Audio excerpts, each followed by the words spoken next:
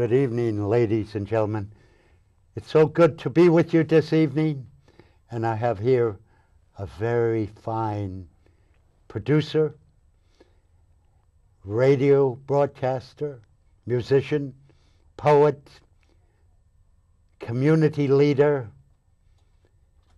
and really a great, great friend, Kamau Khalfani. Good evening, Kamau. Greetings, Josh. Thank you for having me back on your show. Okay, I want to ask you the $50,000 question. What the heck is going on at WBAI, and what happened to you? Well, I have to take a page from Tony Bennett. Where do I begin to tell the story?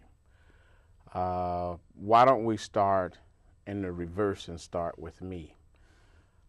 There was a board meeting that took place on the 9th, I think it was, of September. A local station board meeting. Yes. Because WBAI is a so-called democratic institution. Continue. Well, basically what happened was there was a local station board meeting. It was contested because some said that the notification process was improper, and since it is a nonprofit organization, there are certain governance issues there that say you have to notify the public within enough time, and it was said that was not done. So there were board members who disagreed with it going forward. And at the outset of that meeting, there was a protest leveled, which is apropos since it was WBAI. And in the midst of that protest, there was an individual who, in fact, had a chair. Michael Vincent Crea had a chair pulled from under him by a board member, a sitting board member, Seth Goldberg. And when that happened, Michael Vincent Crea was actually injured, and he laid on the floor. People callously stepped over him, and there was, some chaos going on at that moment. There was a gentleman, I use the term loosely, by the name of Tony Ryan, who, in fact, was shepherding people out of the room. And prior to that, he was wielding a sledgehammer. He was using intimidation factors. He was wielding a sledgehammer. Yeah, he had a sledgehammer on his shoulder. And he had done some inappropriate things, raising his voice to board members who challenged him on the sledgehammer, etc. But in my conversation with him, I said to him, well, this gentleman is not leaving. And he said, who? When I pointed the person out, I said, this guy who almost stepped on the man on the floor. And when I said that, he said, well, I almost stepped on him too. And I said, well, then you're out of order as well. And he began a litany of profane conversation toward me. And everybody was standing there. They heard the exchange. People were taping. And when that happened, it ignited a situation that was not warranted. At worst, there was an argument between myself and another employee. For that argument, I was, about a half hour later, I was told I had to leave the station. I was told that everyone had to leave, but I would not be allowed back until this situation was resolved. That was about 14 weeks ago. The other individual was never made to leave. In fact, he's been working right along, and subsequently there have been a number of people who've been arbitrarily removed. I shouldn't even say arbitrarily, who have been targeted based on the influx of a crew, if you will, whose job it was to basically reshape the landscape. That's part B, which I wanted to deal with first, which when you ask what happened to me. The other thing that happened is while the landscape, there was financial troubles around the entire country and reverting around the world, Some tried to say that everything since the Hindenburg was Bernard White's fault, right? Which they were accusing him of things that he didn't even have anything to do with. Some have leveled issues of management toward him. To be very honest about it, there were places where Bernard made some mistakes, etc. But for some reason, it seemed to me that if Bernard or anyone who was associated with Bernard made a mistake, it was catastrophic. Some said that the economic circumstance was really the key thing, and it was about paying the rent, et cetera, et cetera. And I think a lot of that was crap. I think you had people behind the scenes like Stephen Brown who were manipulating situations, who were downright using dastardly tactics, vilifying black men. You had people saying that there was too much black programming on the radio station. One night, I saw some people in the hallway talking about this, and when I asked them, I said, is covering Africa, which is disproportionately in the background, too much black programming, or covering the events that happen in the tri-state, is that too much black programming? I said, I wonder, as I went to a board meeting once and said, have you ever read the formative documents of WBAI and Pacifica and what they say is supposed to happen there? Evidently, they did not, because, in my opinion, you have a archaic mindset that is kind of stuck in the flower power generation, and if it's not going their way, they don't want to see it. So about 14 weeks ago, I was removed in that way. I've called. They totally ignored the union. They have broken every rule that you can think of. They've broken the union. Every rule that you can think of, they have broken the rule, led by LaVarn Williams.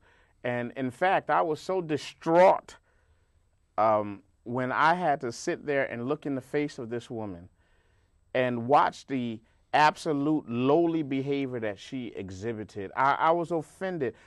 And I never wanted to be in a position to have this kind of conversation. First of all, about a black woman.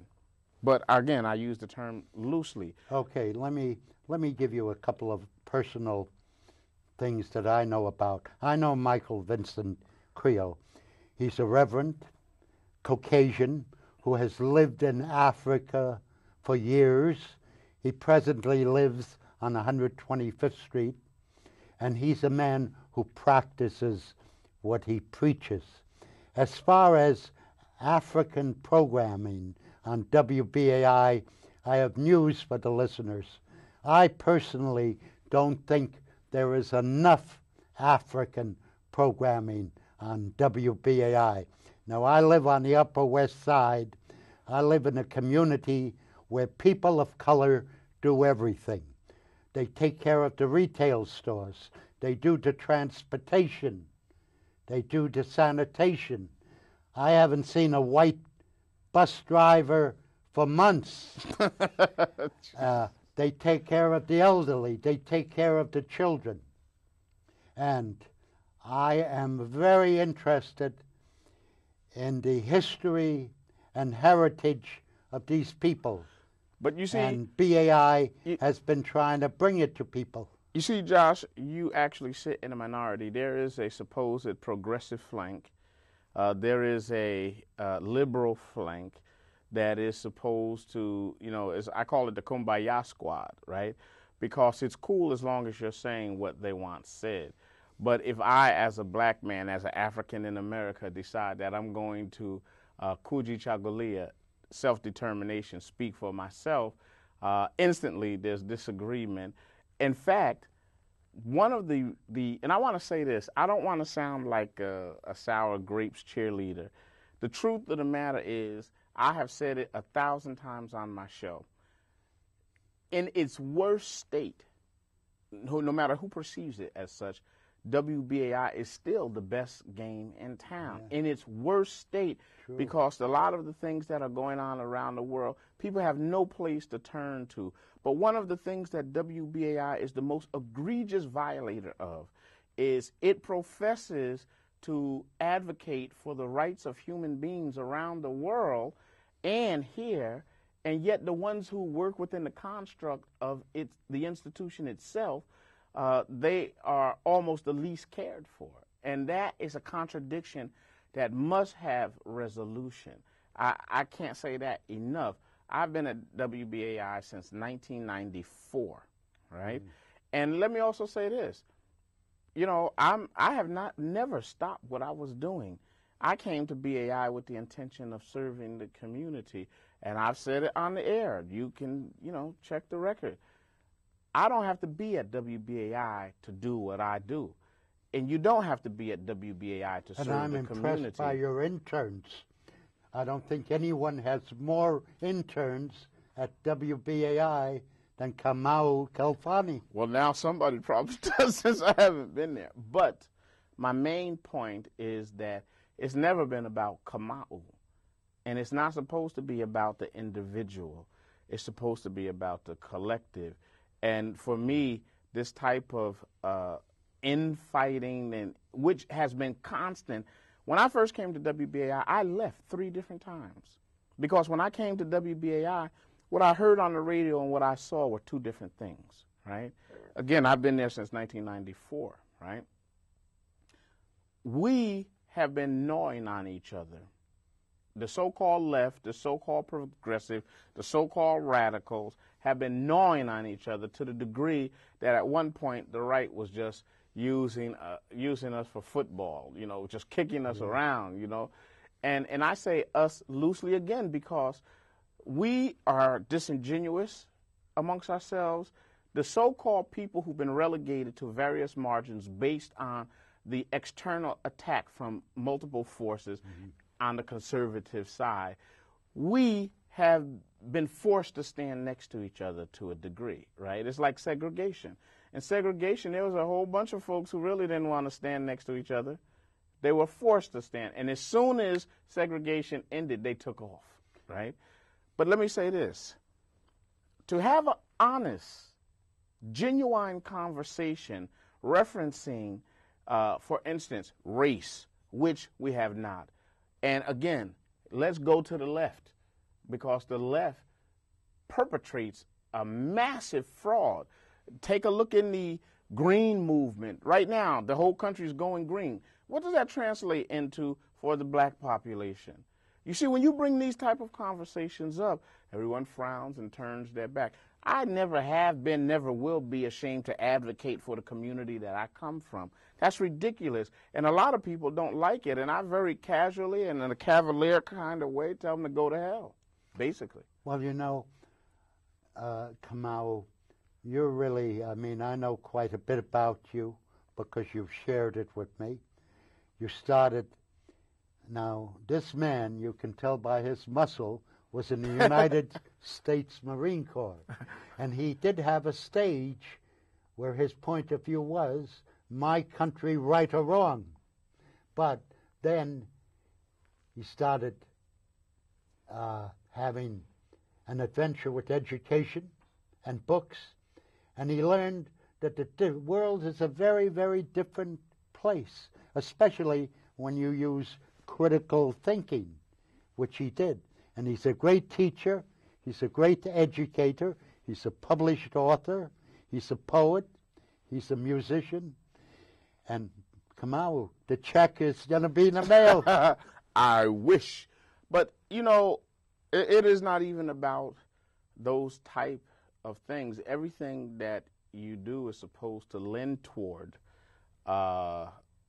in reality, it's supposed to lend toward the furtherance of the development of the community that you come from, and ultimately the whole world is supposed to be made a better place.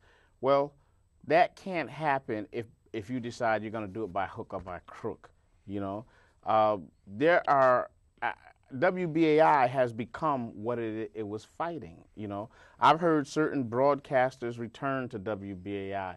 Robert Knight, for instance. Robert Knight was the darling of so many people, but Robert Knight was removed from WBAI because he got busted stealing out of the general manager's office. How did he get returned to WBAI? You see, people, and I'm going to tell you something. I have no problem articulating what is. I've always said this. I'm a real cool brother. Just you do your thing, I do mine. But don't make the mistake of coming and picking on me. Don't make the mistake of making me, like Tony Ryan, for instance. Yeah. Tony Ryan shouldn't even be at WBAI. That's right. He's a discourteous individual. And by the way, Robert Knight has replaced Ron Daniels, the former executive director of the Center for Constitutional Rights. Right, but see, there's something even deeper here. The motif of WBAI has been altered, right? What the original intention of WBAI, it's been altered. And because some people have a popular face, they're getting accolades, et cetera, et cetera. People are coming back, and in fact, they're revamping the whole framework. But you have to ask yourself a question. When you actually go down, like right now, the elections that are being dealt with at WBAI, they are amounting to a farce. When, you know, it's kind of like wink, wink, oh, we used the wrong list. They used the wrong list. The Justice and Unity, which, by the way, I'm not a member of Justice and Unity. This is another thing. Yeah. Steve Brown has leveled insinuations that people like myself were designed, we were actually planned to go in and disrupt meetings. What a crock of crap, you know? By the way, the big argument is that WBAI is not paying its bills. But with 12,000 for closures a year and over 10%, we really have 17% unemployment in the United States. The question is not, is WBAI paying its bills? The question is, who is paying their bills in the current situation in the United States of America? Carol and Gloria and Carol, see if you can get some phone calls. Oh, we're going to do phone calls? That's great, ahead. Because, you know, a lot of people didn't know exactly what happened. I think this may be, since we're actually going out live, I think this may be the first time I'm actually communicating with this community on exactly what are happened. you doing now? A couple of things. One, I've launched the Dred Scott Press News Hour, right? It has been launched, but it hasn't actually been seeded yet. The Learning Tree, I've always had a television show and a number of projects. I think there's somebody coming through. Yeah. Seems like they're trying to get through. Well, I hear the dial tone. Come in, Karachi. Yeah, go ahead. Wait, is there someone in? Okay. Yeah, it sounds like we're having, not go through. Sounds like we're having technical difficulties. Yeah, yeah. But anyway, first of all, I used to make a joke that when I came to WBAI, I was actually resting, you know, because I would constantly, like for instance, a Saturday night, I was with Sam Clark, the author of the book Criminal Cops. He was being honored.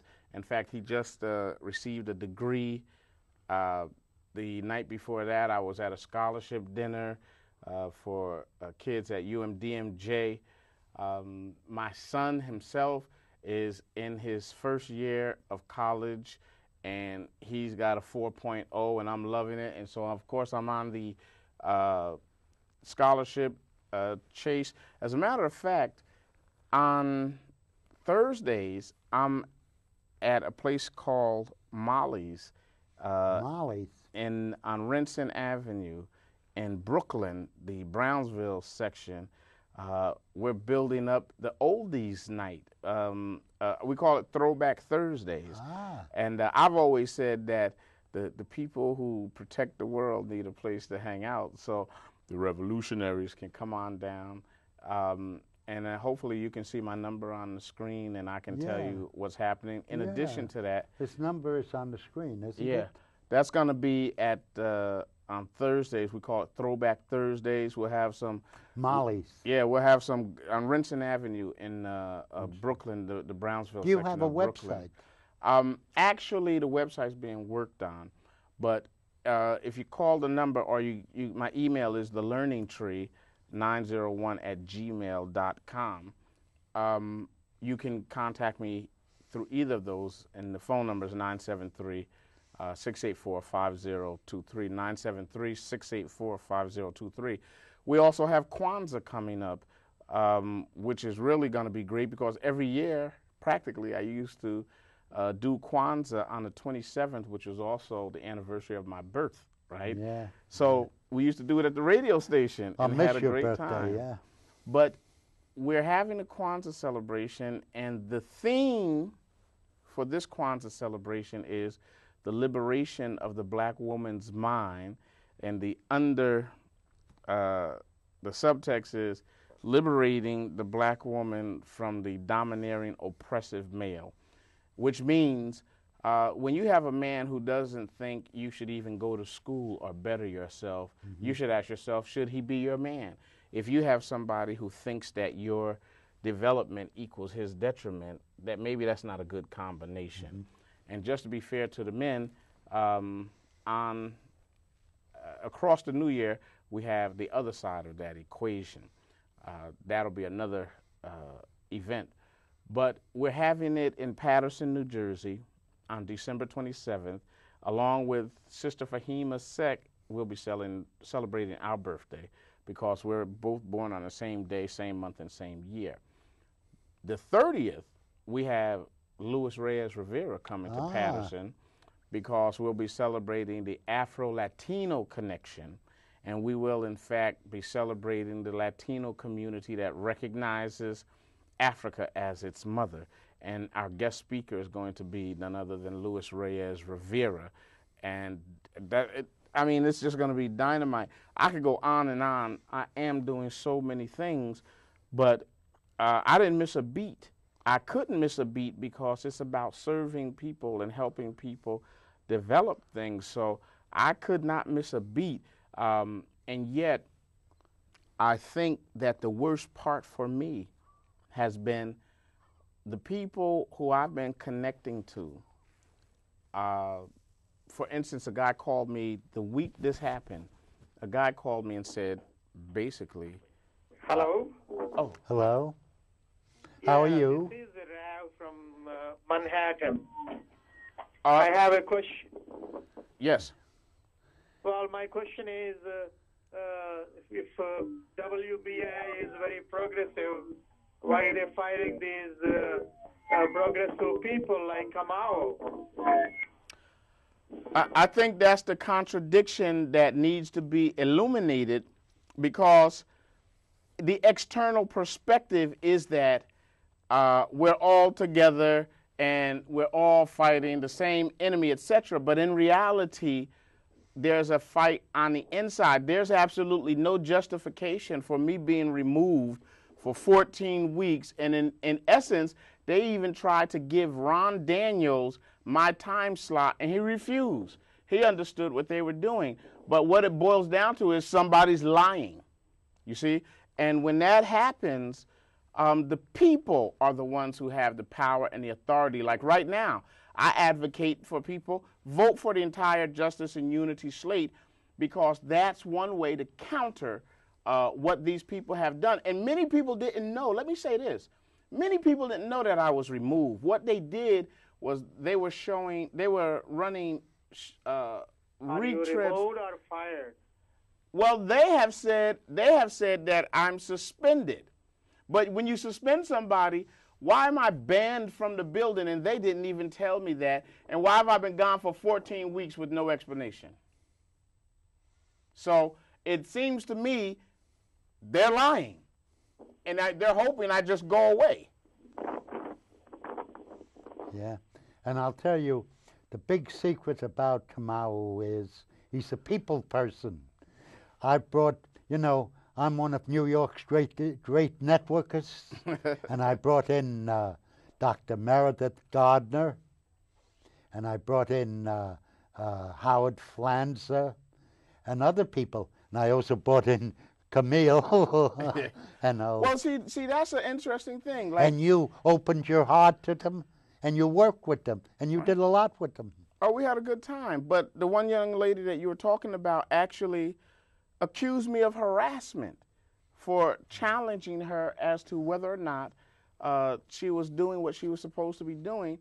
And there were people at the station like Kathy Davis who in fact acted as if this woman had been there for 30 years and looked at me when I asked Kathy Davis, shouldn't you have addressed me before you ran off to jump behind this woman?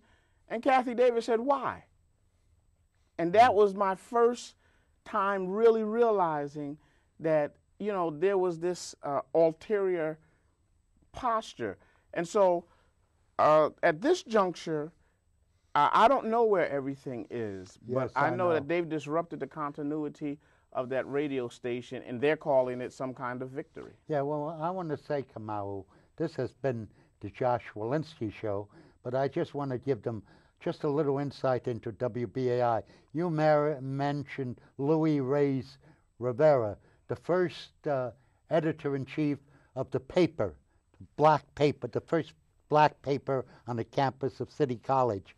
And one of his reporters was Robert Knight, and he did a wonderful job in covering the invasion by the NYPD of Mosque number 7 on 129th Street when it happened, and that's in the City College archives.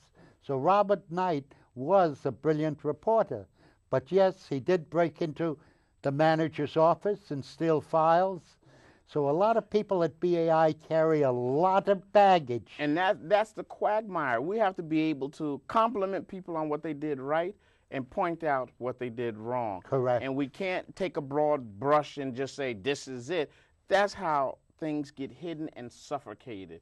So I'm thanking you for the opportunity to speak. If people want to reach out to me, my email is there. My phone number is there. The Dred Scott Press News Hour is, in fact, on its way.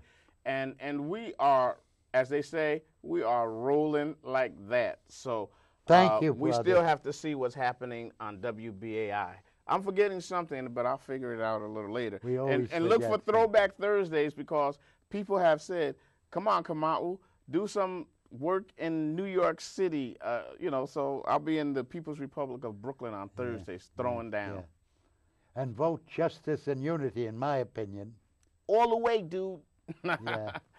At any rate, thank you, Josh. Yes. Oh, it's been a pleasure. And we've got to do this again and again and again, like Franklin Roosevelt said. All right. I used to get a big kick out of him. He used to say again and again and again.